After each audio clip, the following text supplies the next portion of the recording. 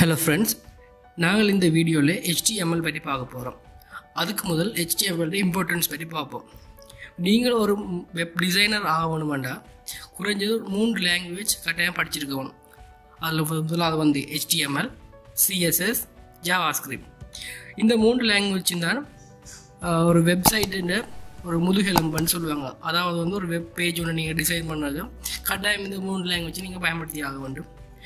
இதில் வந்து ரொம்ப முக்கியமானது வந்து HTML. வந்து CSS அது வந்து வெப் பேஜ் வந்து எப்படி இருக்கணும், பார்க்குறதுக்கு எப்படி இருக்கணும் என்ற வந்து நாங்கள் அது கண்ட்ரோல் பண்ணுறதுக்கு வந்து யூஸ் பண்ணுவோம். சிம்பிளாக சொல்லணும் என்றால் என்ன பார்க்குறதுக்கு எப்படி நாங்கள் வெப்சைட்டை வந்து டெக்கரேட் பண்ணுறதுக்கு வந்து உதவும். அதே போல் வந்து இந்த JavaScript வந்து ஒரு வெப்சைட் எப்படி செயல்படுதுன்றதை வந்து நாங்கள் கண்ட்ரோல் பண்ணுவோம். எப்படி செயல்படணும்ன்றதை கண்ட்ரோல் பண்ணுறதுக்கு வந்து உதவுது. உதாரணமாக நீங்கள் சில வெப்சைட்டில் பார்த்துருப்பீங்க, அந்த டேட்டுகள் ஷோ பண்ணுவாங்க, கேலண்டர் விட்டுருப்பாங்க. அதே மாதிரி விசிட்டட் அக்கௌண்ட்ஸ் எத்தனை பேர் வெப்சைட்டை பார்க்குறாங்கன்ற அந்த சில கேஜெட்ஸ் மாதிரி செஞ்சு விட்டுருப்பாங்க. அதெல்லாம் வந்து இந்த JavaScript செய்யணும். சரியா?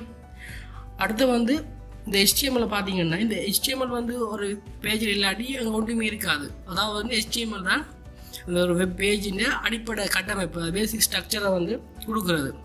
நீங்கள் இந்த HTML இல்லாட்டி உங்களுக்கு ஒன்றுமே HTML கண்டென்ட் ஒன்றுமே இருக்காது. சரி, இப்போ CSS இல்லாமல் வந்து நாங்கள் ஒரு ஸ்டைல் இல்லை அன்ஸ்டைல்டு ஒரு வெப் பேஜ் ஒன்று உருவாக்கலாம்.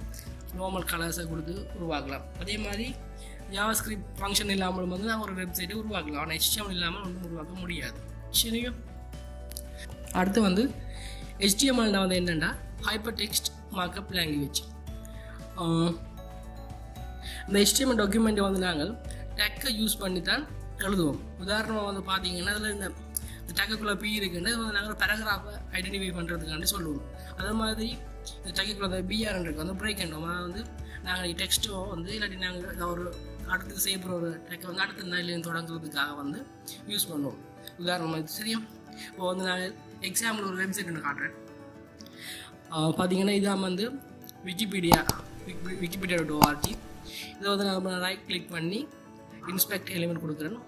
நீங்கள் வந்து பார்த்தீங்கன்னா இடப்பக்கம் இருக்கிறது வந்து எங்களோட வெப் பேஜ், வலப்பக்கம் இருக்கிறது வந்து இந்த HTML இந்த வெப் பேஜுக்கு பின்னால் என்னென்ன கோடிங் உருவாக்கியிருக்கோம், அந்த என்ன கோடிங் நாங்கள் யூஸ் பண்ணியிருக்கிறோமோ அதை வந்து நான் இந்த வலப்பக்கத்தில் தான் பார்க்கக்கூடியதாக இருக்குது.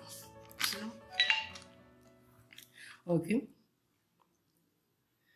இந்த HTML வந்து 2 செக்ஷனாக வந்து பார்க்கலாம்.